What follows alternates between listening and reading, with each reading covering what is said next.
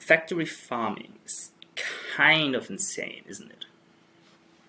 Huge risk to public health, major contributor to climate change, all while putting hundreds of billions of animals to go through conditions that we would normally call animal cruelty.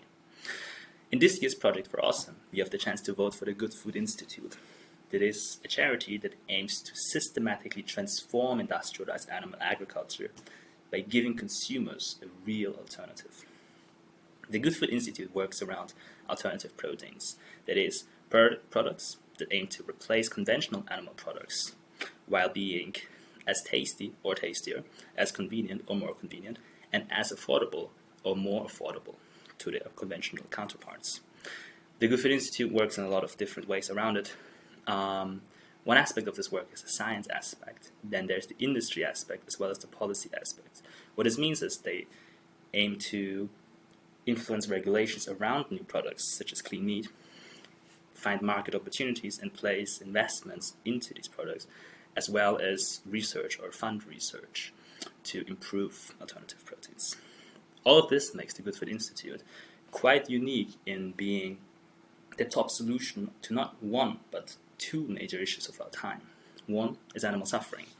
The organization Animal Charity Evaluators, an organization that evaluates animal charities, recommends the Good Food Institute as one of the most effective ways to reduce animal suffering.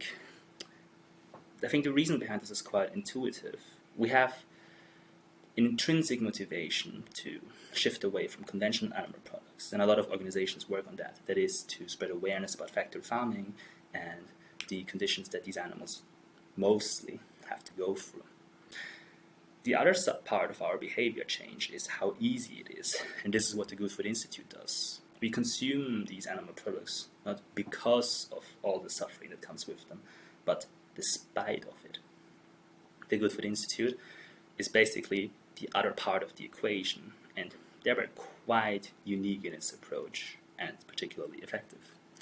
Additionally, the organization Giving Green, that is a charity evaluator trying to find the interventions that are best and most effective to combat climate change, also recommends the Good Food Institute. The reason for this is a bit more complex, but to put it simply, the food sector is quite a huge contributor to climate change. You see, 26% of global emissions come from the food sector. And within this food sector, the largest part is directly from livestock and fisheries. But then you have another 16% coming from land use specifically for livestock, and then another 6% coming through animal feed. This means that more than half of this huge sector comes directly from animal agriculture. In trying to identify how to best transform the food sector, Giving Green identified livestock emissions as particularly important because of their wide array of influence. You have deforestation and land use change, energy usage, ruminant emissions, all while coming with a huge opportunity cost because of all the land that you could use for other ways to help mitigate climate risk.